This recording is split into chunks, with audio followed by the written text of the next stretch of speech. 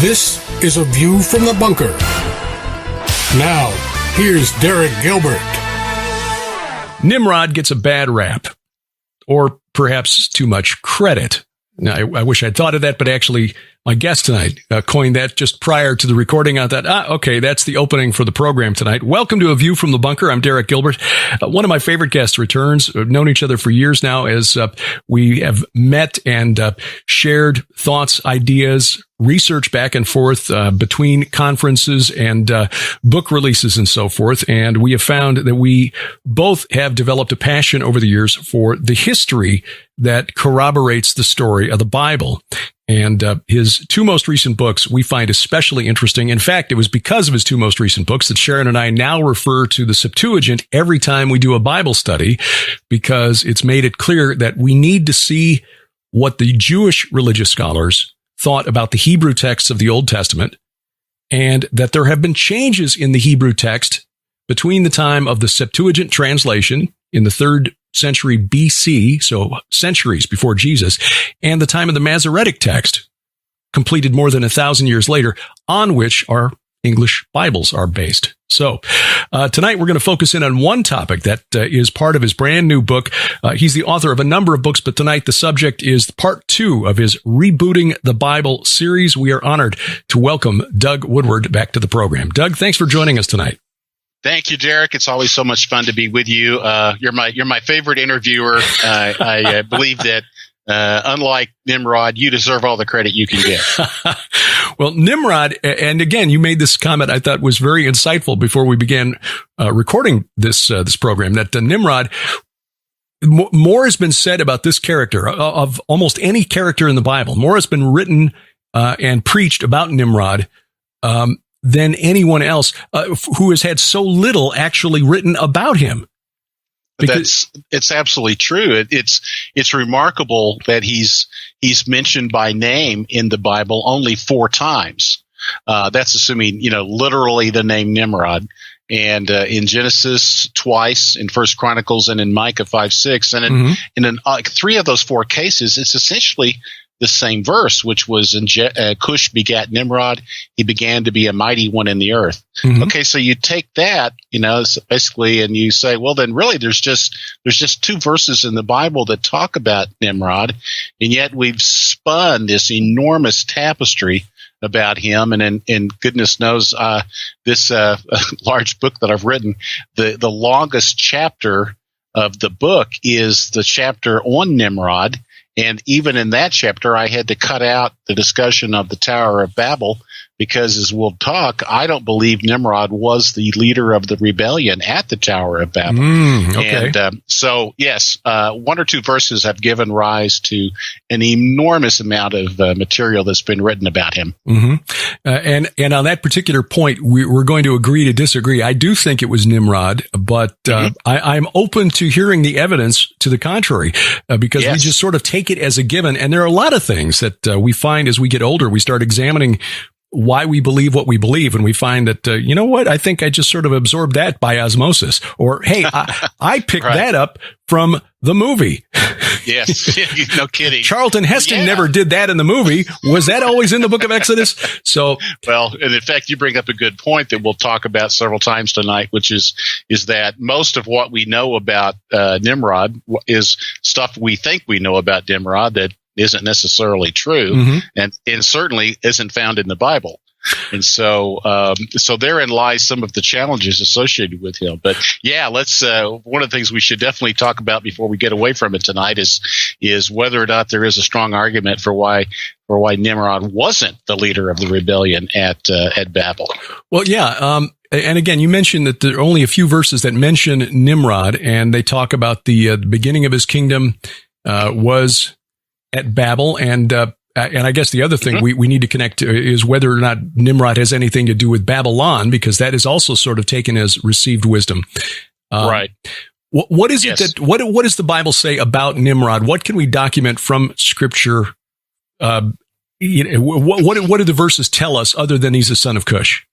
Yeah, essentially, he is the son of Cush. He's the 6th son of 6 sons. And of course, the number 6 pops up right there, which is, of course, intriguing. that he was the sixth son. The fact that he's mentioned in a separate statement from the other verses. He's not part of the listing of the sons of Cush. And we know that he conquered the 4 southern cities in the ancient land of Sumer, and he built 4 cities north of Sumer in Assyria, which both would be in today's Iraq. So we know that he was associated with 8 cities, and beyond that, we also know, and your boss Tom Horn, of course, has talked a bit about this, that he became a Gibborim, a mighty one, before the Lord. And of course, that single verse is also kind of at the center of a lot of discussion and probably controversy associated with what a Gibbor and Gibborim and Nephilim and Rephaim really amounts to. And is Nimrod really one of those such creatures? So so that's it. That's what we know that the Bible says, and everything else is inferred from certain passages. Probably one of the key points to just talk about is whether or not Ashur is in fact another name for Nimrod. Is Nimrod Ashur of the Bible, who's mentioned many more times? And so the names of Nimrod, boy oh boy, that itself is a big subject. David Roll, the Egyptologist, who I've had the pleasure to interview, found his books to be very intriguing. And I see you cite his work quite a bit in Rebooting the Bible Part 2. He talks a bit about the names of Nimrod. What are they? And again, what information can we derive from those? Right. There's quite a few, and actually quite a lot. One of the core premises of the book of Rebooting the Bible 1 and 2, especially Rebooting the Bible Part 2, is that once we understand the chronology as it's expressed in the Septuagint, the Greek version of the Hebrew Bible that was translated around 280 BC, once we understand the chronology, man, oh man, does it have an impact upon who is who and what did they do and so forth and so on. And we'll come to that again. But related to that is the fact that once you understand the chronology of the Septuagint, then it begins to line up really, really closely with the chronology laid out by the Egyptologists such as David Roll. And then other archaeologists associated with Mesopotamia, the land of 2 rivers, Euphrates and the Tigris. And so anyway, so you asked the question about the names of Nimrod. Well, Roll talks about quite a number of them, and each one of these names has a story, and you've written a lot about a number of these names. Certainly the early Sumerian Enmer, E-N-M-E-R, Enmer, Ninurta, or Ninus, Nimrda, and the biblical Nimrod, as he talks about. Then you get into Marduk, Merodach, and then you even get into one of our favorites, Baal or Baal. And then the Sumerian Ashur-Luhi, that's another name really for Marduk. Right. The Assyrian Ashur, the Egyptian Asar, which leads to Osiris. And of course, Tom Horn did a lot with the association of Osiris and Nimrod, and ultimately the Antichrist. And then in the Sumerian Dumuzi, which is also related closely to Tammuz, which is mentioned, I believe, in Isaiah, if I'm not mistaken. Jeremiah. Jeremiah, thank you. Yes, correct. Jeremiah. I was going to say you have written a lot about these names as well, so you know them as well or better than I do. Well, I was going to say the common thread here is that all of these are deities or at least demigods. Yes, they are all, exactly. The Phoenician Adonis, Dionysius, Bacchus, all of these have some derivation from the subject of Nimrod. And of course, Alexander Hislop makes a lot of that. But for Roll believes that Nimrod is behind these, and believes that it's likely that there is a relationship between Nimrod and Gilgamesh, the Epic of Gilgamesh. And so there's just an immense amount associated with that gets into the early leaders, early kings of Mesopotamia and Sumer. Also very much gets into the pharaohs, the early pharaohs, the first dynasty or even pre-dynasty in Egypt. And so if you understand these different names and where these names hail from, you'll kind of unlock one of the keys to really beginning to crack the code on who this cat Nimrod is. One of the key themes that you bring out in the Rebooting the Bible series is that the chronology, as you mentioned, chronology was changed by in the Masoretic text, and that changes the timeline of everything, especially when you get into the age, say, pre-Abraham. How does Nimrod upset then the biblical chronology that we get in our English Bibles based on the Masoretic text compared to the chronology in the Septuagint, and how does it fit with the so-called conventional chronology of archaeologists? Right. Well, first off, the chronology of the Septuagint is very close to the archaeology by the secular archaeologists and Egyptologists, as I just mentioned. But when we do a comparison of the dates of the patriarchs from Noah to Abraham, and we look at when they lived, how long they lived, and the overlap in their lives, we really discover some incredible things. In the chronology of the Septuagint, essentially you have Noah dying at about, I'm going to round it to the year 3000 BC.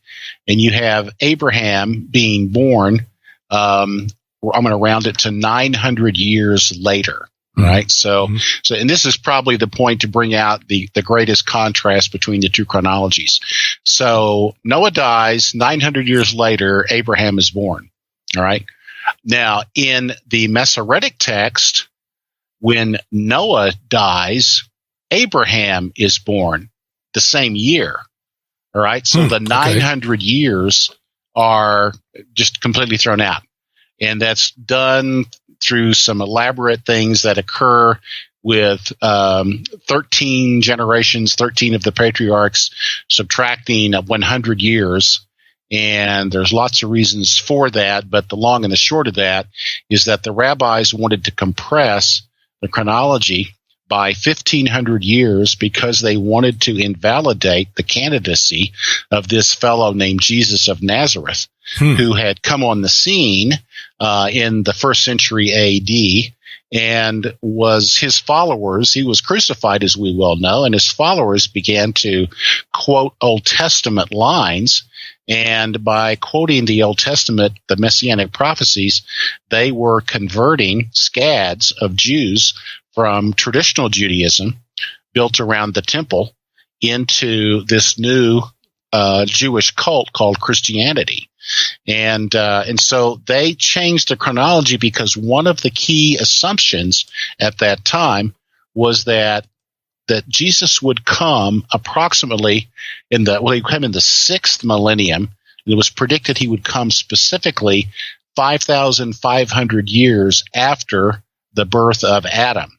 Now, whether you see the Adam as the same as coterminous with the creation of the entire universe, whether you see Adam and Eve as special creations of God, that's a separate question. But assuming that Adam was born, according to the Septuagint, at 5,500, roughly 5,500 BC, then the Christ would appear roughly 5,500 years later.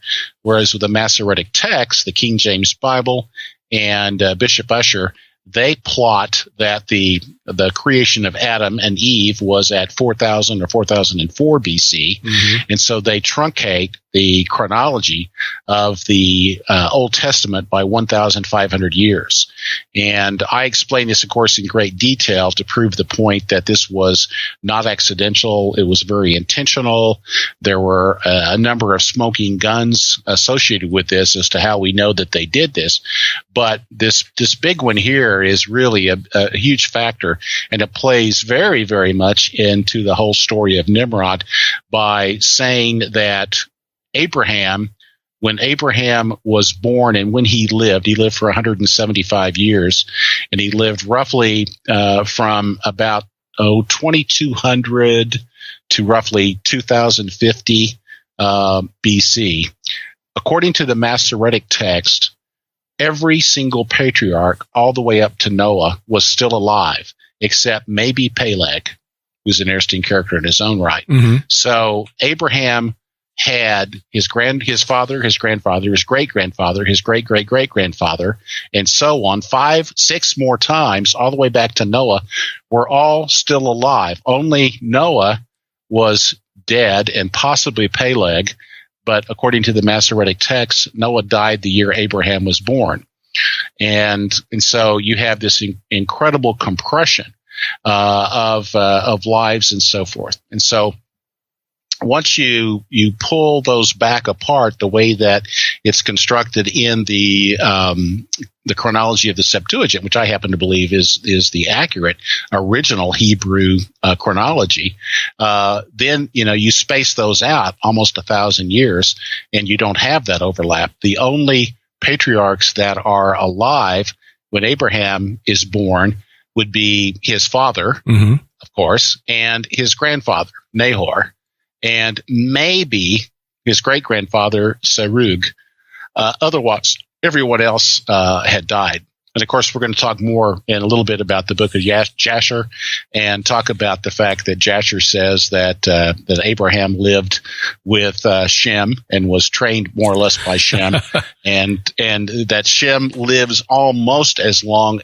In other words, Abraham dies, and Shem had just died just before Abraham died. And this is, of course, really a problem because God promises Abraham that he's going to live to a good old age.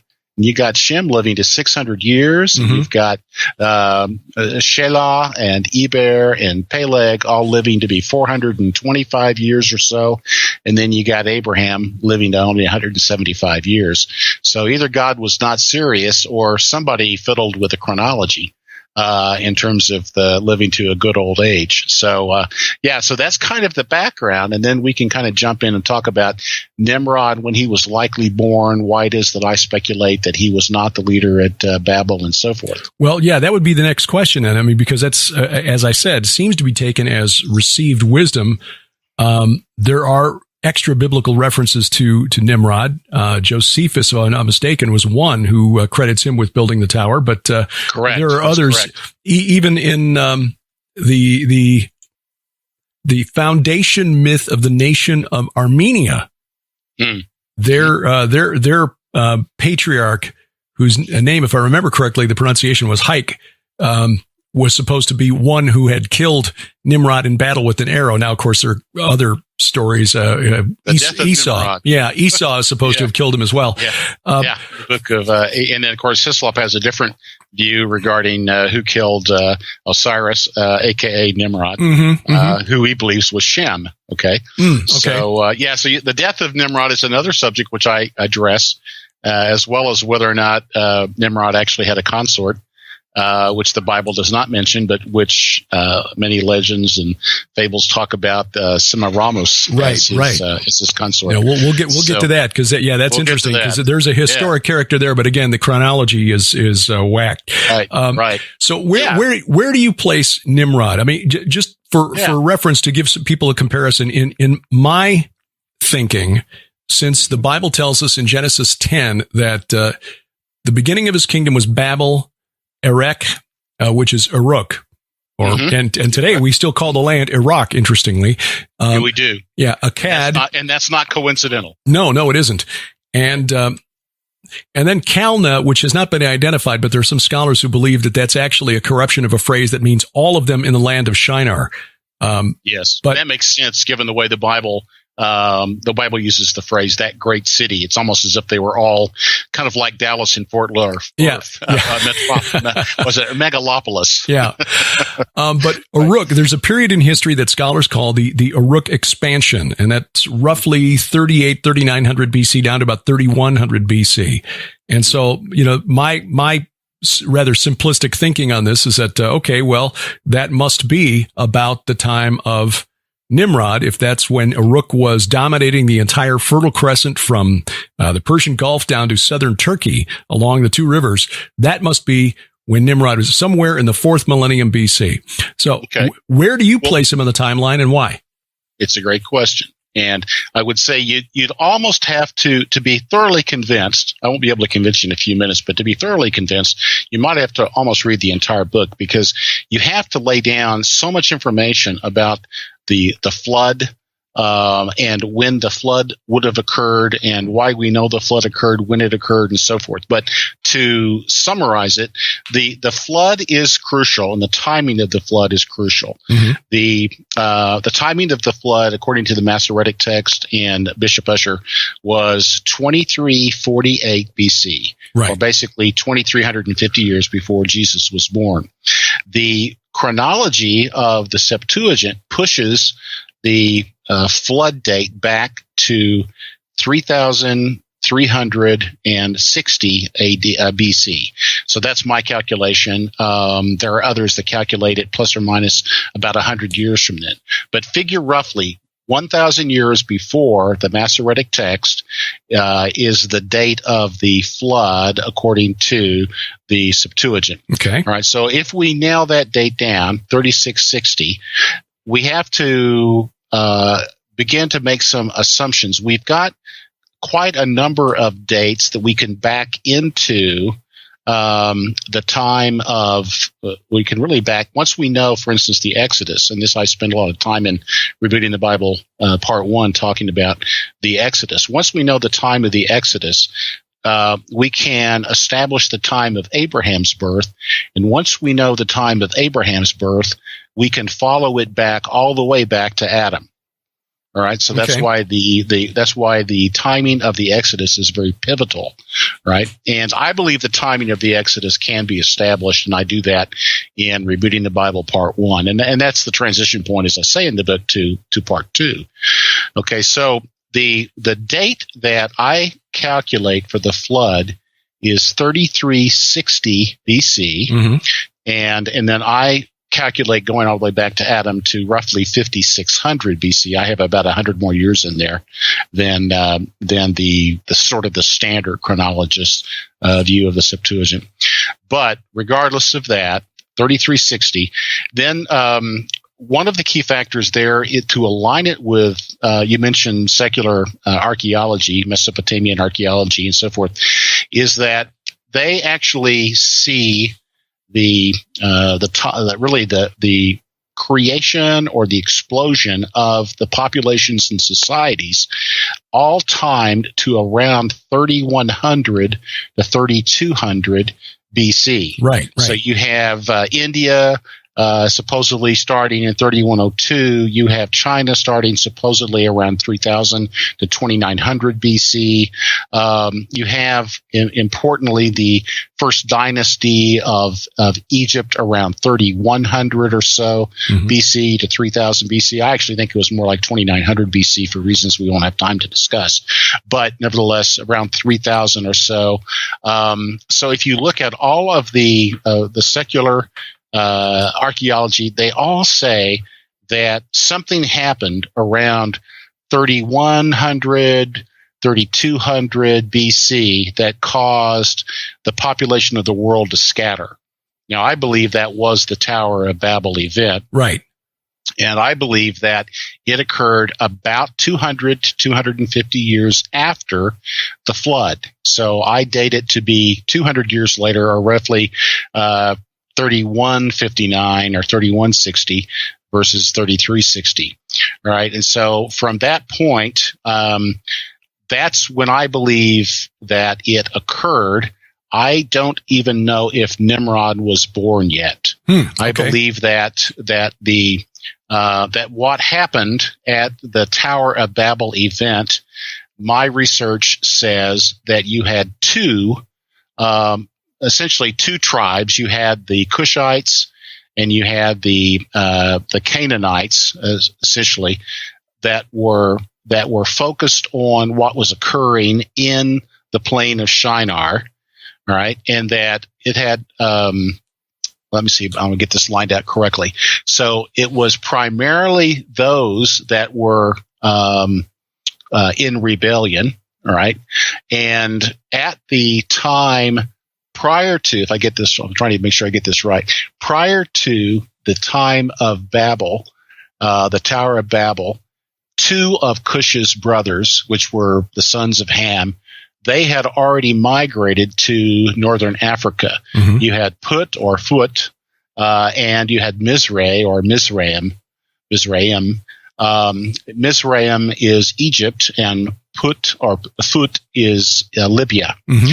And so it appears that they had already, and this is kind of corresponds, by the way, with David Roll as well, in terms of the tracing that he does of the different names and the peoples and so forth. So they appear to already be in Africa and have been growing and populating Africa for at least 100 or more years prior to the Tower of Babel event. All right. So it appears that Cush and Canaan were not too happy with being the slave race, and that Cush and possibly had migrated back from the east to the plain of Shinar, and that he and Canaan and the sons of Canaan and so forth were involved in the rebellion, and that the rebellion, which I talk about in another chapter, which we won't get into, in terms of the nature of whether it really involved the distinction of languages and so forth, or whether or not that's actually a misunderstanding as well. But anyway, they and I think it is, and by the way, I still believe in the authority of Scripture and the inerrancy of Scripture. I just think that we've misunderstood it. Not that it's wrong. So, okay. All right. So my belief is that Cush rebels. He is seeking to be the master rather than the slave. The Tower of Babel event occurs. God disrupts the tower. The people drop the building, and they are dispersed. All right. And so at that time, Cush and his sons, possibly baby Nimrod, moved to essentially to Sudan, Ethiopia. We know that Cush means black. We believe that they jumped in a boat. This is what David Rowe believes, and they went around the Sinai, or actually Saudi Arabian peninsula, and they came up see, is this the Red Sea? This is this is the port of our Aqaba. It's the harbor. What am I trying to say? Yes, they came up the Red Sea, and I'm trying to think if it was the Red Sea or if it was. Looking at trying to find the map here, because I have to get my map. Let me get to my map. I have my map. It's close by. Yeah, because Cush would have bordered on the Red Sea, as does Egypt. All right, so they were in. So they went down the Persian Gulf, around the Arabian Peninsula. They went down the Persian Gulf. That's correct. Around the Arabian Peninsula, up into the Red Sea, and they landed probably near Sudan, the Sudan, and they became an empire. Really ruled in Ethiopia, and became the Ethiopian Empire that actually ruled, according to Rule, for almost 3,500 years. They were the Black Pharaohs, right? Mm-hmm. And it is likely that Nimrod was a young man, but he grew up, and that he was a usurper. It is likely that he usurped his brothers, and that he took control of northern, or the north and the south of Egypt, the northern Nile and the southern Nile, and took control of that, may have usurped part of not just Egypt, but also what is today's Libya or Put. But he went from conquering Africa and probably being Narmer or Menes, which are the names of the pre-dynastic leader of Egypt. He then went into, I argue, he went into Sumer to rectify the injustice done at the Tower of Babel, and that he conquered the 4 cities in Sumer and then went north into what is known as Assyria and built the 4 cities there. He also, according to some historians, likely this same king went towards the Indus Valley and built cities in and around India, eastern and southern India. And so it's very likely that his empire stretched from central Africa to northern Africa to all of course what is Canaan, Sumer, and all the way into India. So he was an empire builder, but it's probable that he did not actually go into into Sumer until perhaps 100 years to 200 years after the Tower of Babel. I think about 100 years after the Tower of Babel. That's my view. Okay, and it does align with David Roll's information, which I cover pretty carefully in the book. So that's my theory. And I believe that it does align pretty well with the Epic of Gilgamesh and some other things. Although there are, as you know, there's other theories about who Nimrod might have been, and someone like Douglas Petrovich believes that Nimrod was Sargon I, which I think is way wrong.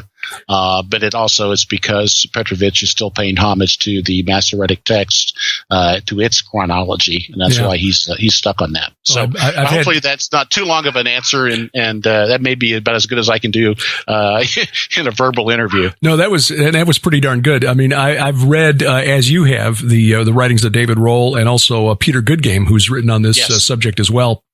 Right. The Giza discovery and Against World Powers, and some of the things at his website, redmoonrising.com. Narmer. I also quote, by the way, in this. Yes, I noticed that. Yeah. Narmer was considered the one who unified Lower Egypt and Upper Egypt. So the first pharaoh to rule over both parts of Egypt. And I noted that David Roll connected Nimrod, Narmer, and of course, if your listeners out there, you've already noticed the similarities in the names and the consonants that seem to match here. Nimrod, Narmer, and a few others that were discussed, like Marduk and MRD. Right. And Murad, and Marduk, as you said. Right. Yes. And as well as the Sumerian king, Enmer or Enmerkar, who was the second king after the flood in the Sumerian king list. His father, Meskian-Gasher, I think is how it's pronounced, or close to it anyway. Yeah, very good. I'm glad you did that. I wouldn't have attempted it. Who David Roll identifies with the biblical Cush, but suggests that there's a link with a city-state that was very powerful in the early days of the Sumerian kings, and that was the city-state of Kish. Which is another name for Cush. Yeah. Exactly. So Roll talks about go ahead and finish your point. Well, I was just about Roll, what he said about Kish. So the question then would be the any connection or any link between this Sumerian king of Uruk, the predecessor to Enmerkar, Meskian-Gasher, however you pronounce it, or Kish, Cush, and the Tower of Babel. Is there a connection there between those two? Well, I think so. I mean, I think that Kish, Roll goes on to talk about how Kish is Cush, and he's also known as the Cush becomes chaos and is known as the divider, which would be a very appropriate name for the rebel of Babylon that caused the division of the nations. And so that's another argument for why Cush was the leader of the rebellion and not Nimrod. And so, that's talked about on, early on in this chapter, I think on page 141, 142, something in that time frame. Another point, which is interesting, which you may not have caught from the footnote, is that these three consonants, the MR, D, but is that Nimrod and the god Mars, M-A or M-R, and then also the people of Atlantis were called the Merodes, M-R-D, descendants of Meru, M-R, or Merod, M-R-D. And then you get into the angel Moroni and Mormons and so forth. Wow. And Hislop, he gets hung up on Nimr, N-M-R, and talks about Nimr as he interprets Nimr as the meaning, a Chaldean name for leopard, which I don't believe it is. I believe that Hislop sort of jumped the shark there. But anyway, so you get all these interesting names that are connected, and Roll lays out why he believes that there's a connection between Cush and chaos. And so I covered that there in the chapter as well. So when you take a look at that again, you might be on the lookout for that. Yeah. Well, especially because Sharon and I plan to write a book on chaos next year. So that will be helpful. Chaos. Good timing there. Yeah, it may come from Cush. Yeah. So there you go. Well, and interestingly, in the Sumerian king list, this Meshkian Gasher or whatever is described as the one who went down to the sea and came out at the mountains. Yes. Something to that effect, which, if I remember. That would be Cush. Yeah. That would be Cush. That's so exactly right. Yes. Yeah. If he left the plains of Shinar, Sumer, and then went into the sea, traveled around as David Roll suggests, and he points to some archaeological finds in one of the wadis, which is a dry riverbed. During the rainy season, it will flood, but most of the time it's dry. That seems to show a group looking like Mesopotamian. The artwork is Mesopotamian or Sumerian, carrying boats along the wadi. And, and then he points to, and this was noted by, Flinders Petrie, one of the very early Egyptologists, the, similarities in the early or pre-dynastic art, tombs, and architecture, the connections between, what they found at, Nakata, I think is where they found the early and the pre-dynastic, pharaohs, and, what was dug up out of the ground in Sumer. I mean, things like, even, artistic themes like the serpapard, the thing that looks like a leopard, but the necks are really long like giraffes. And that's a theme in Sumer, but you find it in these ancient, 5,000-year-old artifacts in Egypt as well. So you get these really strange connections here, which is why I don't discount this stuff entirely. Because the evidence. Let me throw out another point here, because what Roll talks about is the carrying of these boats over the mountains into the Nile Valley, right? And that there is then a battle between the descendants of Set and the descendants of Horus. He talks about that, and one of the reasons that I say that the tribes of Put and Mizraim were not at Babel is because they were already in northern Africa, and they were the ones that Cush came against. He came against, in effect, his cousins. They had already been in North Africa for maybe 200 years, 100 to 200 years. And so there had to be someone, if he was in there and was going to oppose other peoples, he couldn't have just come from the Babel event. And his brothers and their sons have just gone to Egypt. They already had to have been in Egypt. And so it is likely that not long after the flood, that some of the offspring of Ham already moved to northern Africa. We also think that the offspring, one of the offsprings of Canaan, Sin or Sign, from which the Sino or Chinese come from, likely moved away from Canaan prior to the Tower of Babel. And I talk a bit about this in the chapter of the division of nations, and because there is biblical evidence to suggest that there were, in fact, in chapter 10, not just chapter 11, in terms of the division of nations, there are actually a series of expansions or divisions and people moving away from the in effect, you could say, the Middle East, moving out to different places. So I believe that Mizraim and his children were already in Egypt when Cush and his clan came around the Horn of the Sinai Peninsula, of the Saudi Arabian Peninsula. Right, and carried their boats over, and they went to war. The clan of Horus and the clan of Set, which Sherwell talks about. So that's another implicit reason why I believe that many of the Hamites were already in Africa, and they were no longer still in Shinar. So that explains why Nimrod is not to blame for the Tower of Babel. That's correct. Yeah. But Cush is. Yes. Cush yes. Is.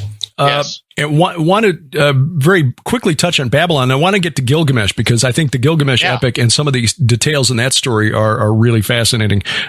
Babylon, just so if we've got Nimrod placed around the beginning of the third millennium BC, so around 3000 BC in that time frame, we know from archaeology that Babylon as a city wasn't even founded until about 700 years later, and even then it was a really unimportant little village for another 400 or 500 years. It wasn't until 1894 BC when a Sumu Ebam, who was an Amorite chieftain, conquered his neighboring city and set himself up as a king, but it wasn't really until Hammurabi around 1750 BC that Babylon became great. So we can't blame Nimrod for Babylon or the occult wickedness of Babylon either, because that's, about 1400 years after the time of Nimrod. Yeah, not directly, although one of the real questions, which I go into at length in that we're talking tonight about chapter 4 of the book. Chapter 5 of the book, I talk about the Tower of Babel itself and the nature of the Tower of Babel and whether or not the Tower of Babel was actually the same as the Tower of Babylon. I've come to believe that it was. Okay. Well, again, we're going to have to agree to disagree. yeah. But I've even come to believe that the city that Cain built may have been Babylon, and it may have been, of course, destroyed in the flood, but it may have been, I call it a case of urban renewal. Well, yeah, absolutely. May have done that. I'm looking to a scholar, a French scholar, who has just done some amazing work, but I'm following some of the work that he did. Gerard Goteau. Oh, yeah. Yeah, I don't know if you've seen him out on academia.edu. Downloaded a lot of his stuff, yes. Yeah, there's some great stuff. And so I get into that quite a bit in both the discussion on the Tower of Babel and the nature of the pyramids and ziggurats and so forth. But he takes the argument, or puts forth the argument that he believes that the Tower of Babel was a ziggurat. It was one of a number, and that it had been rebuilt and destroyed many times because it was a symbol of, he who is the emperor of the world controls the Tower of Babel. And so he argues that it was built, destroyed around 3000 to 3050 BC, all right, or 3100 BC, which is the same time frame that I believe the chronology of the Septuagint gives us. And then he lists other towers as well. And he lists, let's see, there's a number of different. He says, here we go. I've got this is on approximately page 193 for those of you that may have the book and are following along. He believes that the Tower of Babel was created around 2950 BCE, and another ziggurat at Uruk was built at around the same time frame, 2950. And then he shows there's a number of other ziggurats as well. And so he talks about why he believes that Babel was a ziggurat. And then there's another scholar that I quote, whose name escapes me right now. But there's a number of scholars that take the Bible seriously and the history of the Bible seriously, that do believe that there is a good evidence for this. Now, I've read your books too, and I'm not unaware of some of your arguments, and I would say ultimately we don't know. You could be right and I could be wrong. So I put together what I think is a reasonable explanation that does have scholarly support.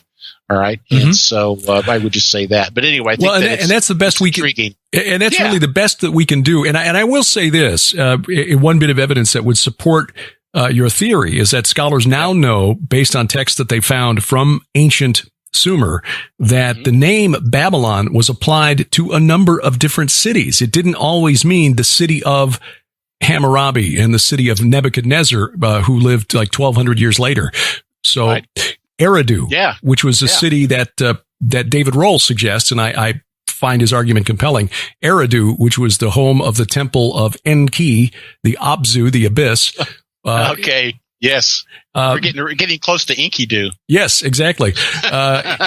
He argues that city was sometimes called Babylon, and so was Nineveh, sometimes called Babylon. So it's possible that, yes, the Babylon that we think of may not be the Babylon that was connected to, Nimrod or the tower, but we have to remember that name was applied somewhat loosely because it was more of a title than an official name. So, right. Makes sense. Now, going to Gilgamesh, who is the star of the oldest extant and probably most popular extant poetry or epic literature in world history, and his buddy Enkidu. They went forth and in search of immortality. Gilgamesh wanted to make a name for himself and did a bunch of exploits, including one that's really intriguing, where he went forth to kill the guardian of the cedar forest, Huwawa or Humbaba. Yeah. Now, or Huwawa. Yes. Depends on how you wish to pronounce those old syllables that we have no idea if we can pronounce them correctly or not. So, how does he connect to Nimrod? How does Gilgamesh connect to Nimrod? Oh, man. Well, it's interesting because, of course, Rohl believes, David Rohl, who we've mentioned, the Egyptologist, who's not a Christian, but he has reverence for the Bible and tends to take the Bible's history very seriously. Yeah, more so than a lot of Christians. Exactly. And so, more so than most Christians, Christian scholars. So, there's a king list. Gilgamesh is in that king list.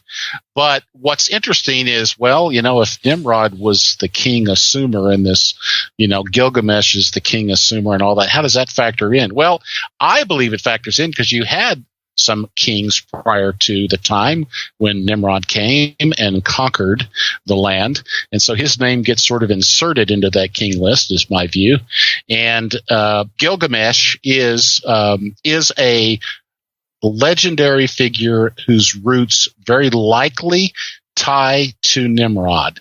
I think that is true, and that certainly is what David Rohl believes, and it's what others believe. And you do have these. I'm looking at this interesting. I guess it's a woodcut. I'm not sure what it is. I think it's either a woodcut or it's a carving that has Gilgamesh holding this lion who looks like a little lion cub, except the lion cub has a mane. And so lion cubs don't have manes. And so must be a full-size lion, but if he is, then this guy named Gilgamesh is 12 feet tall. Right. And it just so happens that in his right hand, in his left hand, he's holding this lion. In his right hand, he's holding the tail of a part man, part bull with horns, cloven hooves, named Enkidu, who is his chimera or hybrid buddy. So doesn't that factor into a number of the myths that your boss talks about, and that the Book of Jasher certainly goes into? But it looks like there's something behind this legend that suggests that Gilgamesh, much more so than Sargon I, was attributable to the historical Nimrod. And the fact that he does go off to look for Huwawa, who may have been Ham, his great-grandfather, or that's very possible, or could have been, just a tale of going to seek after the god that caused his lineage to be a slave. You got to remember, he wanted to be the master race. Nimrod wanted to be the master race, not the slave race. And Noah had cursed Ham's lineage through his grandson Canaan to be, in effect, the slave race. And as soon as I say master race, that probably makes us think of another Antichrist type figure Adolf, the German Antichrist, and Nimrod is very likely to be an icon, an early icon for the Antichrist, a hybrid, perhaps a giant, and seems to be so. But you do find that there's, in fact, Dr. David Livingston in one of his papers. I don't know if this is the same Dr. Livingston, I presume, but it's another David Livingston. He says, I'll quote him, he goes, "The Bible calls Nimrod a tyrant and Gilgamesh was a tyrant. There was a flood in the Bible. There is a flood in the epic. Cush is mentioned in the Bible. Kish is mentioned in the epic. Eruk, E-R-E-C-H, is mentioned in Scripture. Uruk, U-R-U-K, was Gilgamesh's city. Gilgamesh made a trip to see the survivor of the flood. This was more likely Ham than Noah, since Nimrod was Ham's grandson." Right. So historically, Gilgamesh was of the first dynasty of Uruk. All right, so it's certainly conceivable that Nimrod was the legendary. Nimrod was the historical figure behind the legendary Gilgamesh. That would be my bet. What's interesting too, and I see you note this on page 127, where you just quoted the section there from Dr. Livingston. He wrote in that same paper, and I see that you mentioned it here, which is intriguing. The similarity in the pronunciation of this monster, this Huwawa, and Yahweh. Yahweh. Which, as you alluded to, let's go find the one who the supernatural entity. Yes. He's the enemy of Ham and our lineage. But what's really, and again, the reason I'm so intrigued by this is that I keep coming back to a paper from, I think, a 1970 paper written by Edward Lipinski, who's a Belgian scholar, very highly regarded in the field, paper called El's Abode. And this is about the Canaanite creator god El, not El Elyon or El Shaddai, Yahweh. Yep. And he concludes that there were two mountains that would have been sacred to the god El. One of them actually is in the mountains of Armenia, which he considered, which is intriguing because that's where the mountains of Ararat are located. But the other was Mount Hermon. And he cites the old Babylonian copy of the Epic of Gilgamesh as support for this, that after Gilgamesh and Enkidu killed the monster Huwawa, they penetrated the cedar forest, which was described as being, Lebanon and Hermon, and found penetrated the secret dwelling of the Anunnaki. In other words, the people of Babylon, the Amorites who ruled Babylon in the days of Abraham, which was a long, long march across Mesopotamia. I mean, how long did it take the Jews returning from Babylon to get back to Jerusalem? It was like 500 or 600 miles. Yeah, so it was like a 3 to 4 month journey. It was a long journey, especially if you're worried about water and food and some of those other things, right? Yeah. So it wasn't like it was next door, and yet the scribe who wrote this copy of the Epic of Gilgamesh at Babylon, that far away from Hermon, apparently considered that mountain, Mount Hermon, the abode of the gods, the Anunnaki being the high gods of Sumer, even in that period of history. And that's no coincidence either, is it? No, it isn't. So there's some fascinating connections here. And then if we've got this Nimrod Gilgamesh connection to that myth, returning to that area to kill the guardian of the abode of the sacred mountain. Yes. Like, whoa. I know. It's pretty fascinating. No, I love that. That's awesome. Yeah. Yeah. Gilgamesh gets a lot more interesting all of a sudden. Yeah, he does. And you have to keep in mind, this is true with, I think, we're going to be running out of time here shortly, but it's important to understand that most of our knowledge of Nimrod is legendary, and it builds upon legends, and legends build upon legends. And I'll bring it all the way down to Hislop, the two Babylons. His book is primarily not a study of the history of Nimrod and the supposed consort Semiramis, but it really is a history of all of the legends. It's just that he just doesn't present it that way, and so there's only a modicum a very modest amount of information that we have historically, but yet the little bit that we have historically does give legitimate rise to some of these discussions we're having about the concept of the Gibborim and the giants and the chimeras and the whole issue of the Anunnaki and Michael, and one of the things that we learned from Michael Heiser about the Apkallu. Yes. And the seven sages and and all of that. And so I get into all of those things. Yeah. And this in fact, even when we talk about the Ziggurat, Mount Zaphon or Jebel Akra, that the Mount of the North and so forth, I get into that and talk about that extensively in the section on what is a ziggurat and the pyramid and the mountains of the north and what does all that have to do and why might it have been so central to the whole issue of the religions of the of those neighbors surrounding Israel. So it's for those of us geeks like us that like studying the Bible this way, there's just a wealth of things to think about. Yeah, there is. And one of the missions I think we have as we try to bring this information to the church is to maybe, cast a little brighter light on the ground that Hislop tried to cover. And, trying to be generous with him. That is politically correct. He made some connections that don't really follow, but to be fair, he didn't have access to a lot of the texts that have been found in the last 150, 160 years since he wrote the two Babylons.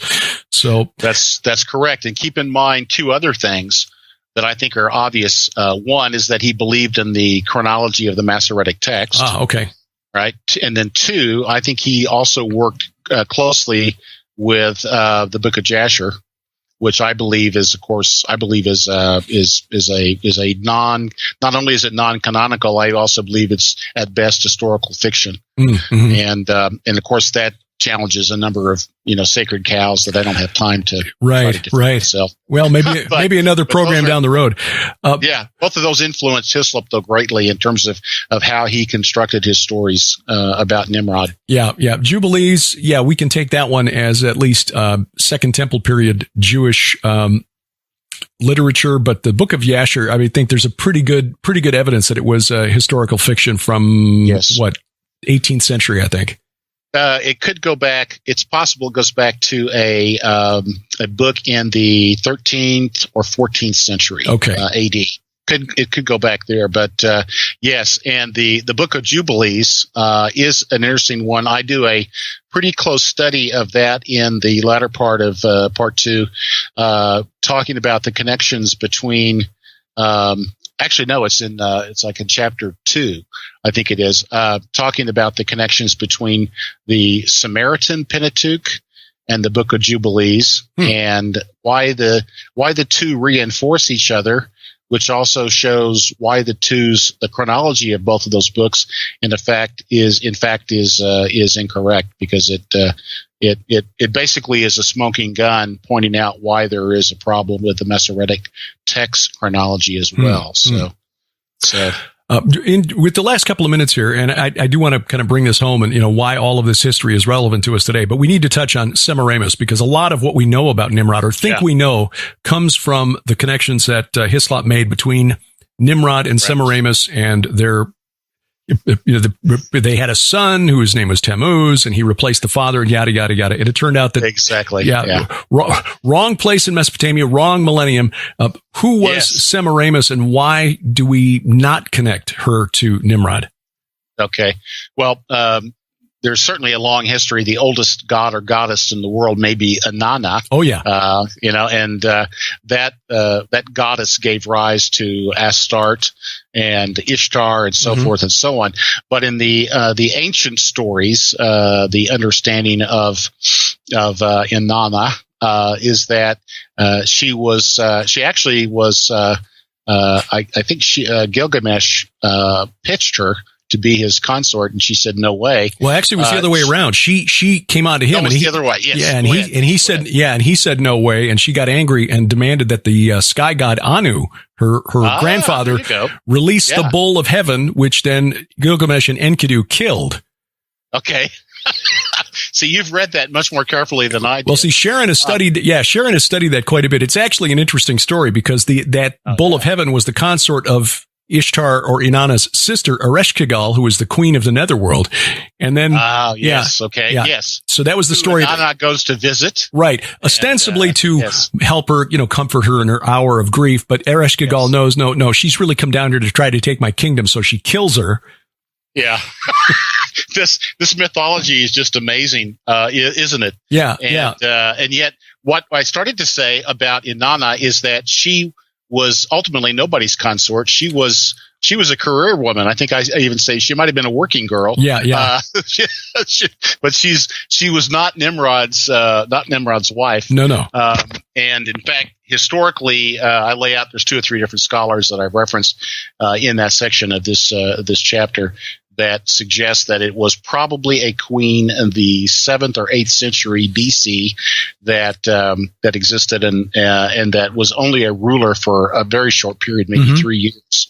And there was some similarity of the name. There's a later queen that is Semiramis in Babylon, but for the Semiramis to have been Nimrod's consort, she would have had to have existed at least 1,500 years before the Semiramis of Babylon in the sort of Nebuchadnezzar era, or even 2,500 years before that in the era of Nimrod. And so if you follow the chronology of the Septuagint. So there's some real problems with that. And so Hislop goes way off target on that subject.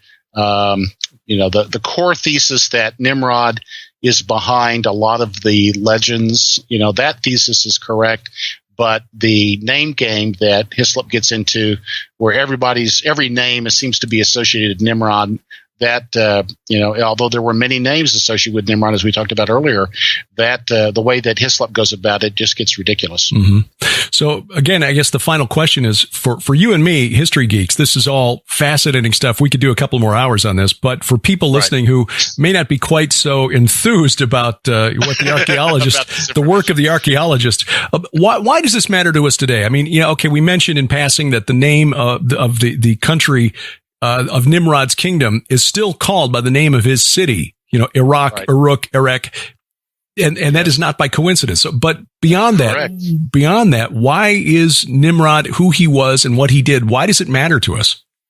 Well, he is one of the prime examples. Peleg, from the prior chapter I worked on, is another that basically says if you understand the chronology of the Septuagint and you understand the differences between it and the chronology of the Masoretic text, it gives you great insight as to when these things happened, when they really happened.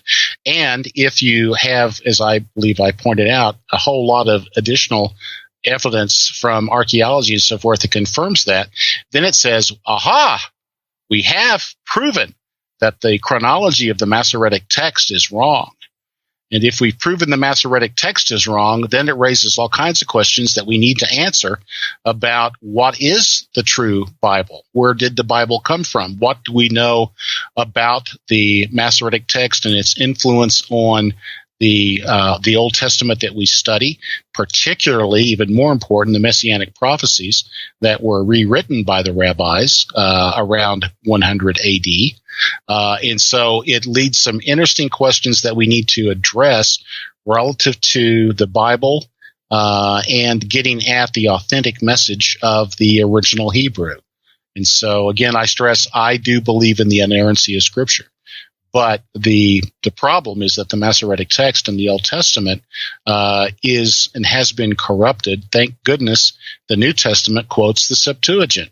And so, we learn that the big differences between the Septuagint and the Masoretic text as it relates to Messianic prophecy, that this points us to actually it strengthens the apologetics or the defense for the Old Testament once we get the chronology right. And so ultimately it helps to substantiate our faith. Yeah. Again, not a blind faith. And that is the joy that we've found, you and me, Sharon, and others, kind of going down this road, folks like Ken Johnson and his work with the missing books, Old Testament study of the patristics. What did the early church fathers believe? And, things like that. When we start putting all these pieces together, we see that there is plenty of evidence for the truth claims of Christianity, which then, of course, means we need to take the words of Jesus Christ seriously. Not just about, here's how you're supposed to live, but most importantly about what we need to do to avoid the wages of sin, which is death. Indeed. Yeah. Absolutely. Doug Woodward is the author of Rebooting the Bible, Part 1 and Part 2. Our conversation tonight focused on one chapter of Part 2, dealing with Nimrod, but there is a whole lot of stuff in here. And if you love history and love digging deeper into Scripture, you will really, really appreciate the Rebooting the Bible series, these 2 volumes of this set. It was an honor to write the foreword for this, but dig deeper into Nimrod, into Babel, into the division of nations, Peleg, and the time of the flood, why the flood took place, and Doug even digs into the question of a pre-Adamic race. So there's so many things that we didn't even touch on in this book. So we will have to have you back to talk again, because this is I eat this stuff up. This is fascinating. And you and I have either great minds think alike or fools seldom differ. One or the other. But we do tend to resonate on one of these things, so that's a great thing. So I appreciate very much the opportunity to visit with your audience and just enjoy the time that you and I get to spend together. All right. Well, thank you, Doug. Again, Rebooting the Bible Part 2. His website is faith-happens.com. Check the show notes for the link, and Doug, we'll talk again soon. I look forward to it. God bless. Check the show notes at VFTB.net for the link to Doug's website, and do get the copies of both volumes of the Rebooting the Bible series by Doug Woodward.